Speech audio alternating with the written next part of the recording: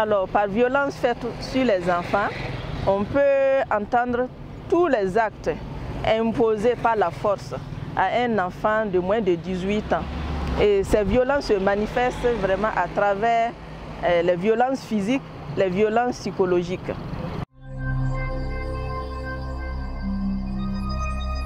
En matière de violences faites aux enfants, les lieux qu'on peut vraiment identifier comme étant les lieux où s'exerce cette violence sont d'abord en première position la famille. Et en plus de la famille, il y a aussi les institutions d'éducation comme les centres de formation, les écoles de formation.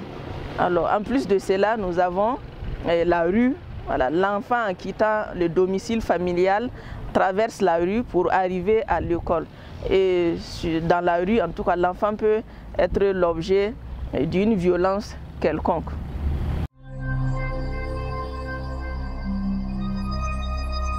Il faut dire qu'en matière de violence faite aux enfants, c'est la famille qui est la cellule de base de l'enfant, la famille qui est censée vraiment protéger l'enfant, qui se retrouve être le lieu qui vient en première position en matière de violation des droits de l'enfant. Donc, c'est au sein de la famille que se manifestent plus les violences faites aux enfants.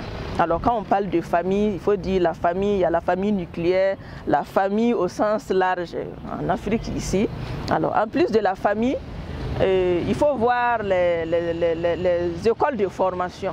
Voilà, donc nous avons les écoles, les centres de formation, en tout cas, dans toute structure où on place un enfant, dans le cadre d'une formation, l'enfant peut être en tout cas victime d'une violence, que ce soit une violence physique, une violence sexuelle, une violence psychologique. L'enfant peut en tout cas être victime d'une probable exploitation quelconque au sein de ces maisons de formation.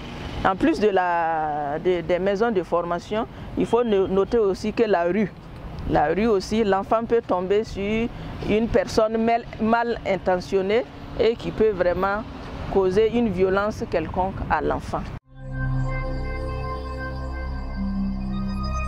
Le phénomène de la violence sexuelle sur les enfants prend de plus en plus une ampleur, une grande ampleur, et que ces dernières années, nous avons remarqué des actes par-ci et par-là. Rien que la semaine dernière, une jeune fille a été en tout cas abusée sexuellement par ses camarades au sein d'un établissement scolaire au Burkina Faso. Alors, quand on parle de violence sexuelle, les gens ont tendance à croire que non, c'est quand il y a un contact physique seulement avec l'abuseur qu'on parle de violence sexuelle. Mais il y a d'autres formes d'actes qu'on peut en tout cas mettre au compte de la violence sexuelle. Au nom de ces actes, on peut citer en tout cas les attouchements. Par exemple, un adulte qui regarde un enfant nu et il tire un plaisir dans ce regard, c'est de l'ordre d'une violence sexuelle. Alors faire assister un enfant à des relations sexuelles ou bien présenter des films pornographiques à un enfant, ça relève en tout cas d'une violence sexuelle. Donc pour vraiment venir à bout de ce phénomène-là, il faut qu'on essaie de montrer aux enfants les types de violence, la manifestation même de ces différentes formes de violence. Et montrer à l'enfant que ce n'est pas le toucher seulement, le fait d'avoir un contact avec l'abuseur qui dénote vraiment qu'il y a eu une violence sexuelle. Mais l'abuseur peut, à travers le regard seulement, intimider, violer l'intimité d'un enfant. Et cela relève vraiment du domaine de violence sexuelle.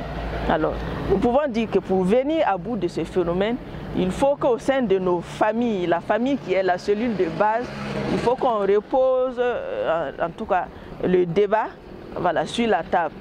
Amener les enfants à pouvoir connaître leur corps, ça veut dire leur corps, l'intimité, à pouvoir connaître que non, ils ont une intimité et que, à part eux, une autre personne n'a droit à violer cette intimité-là.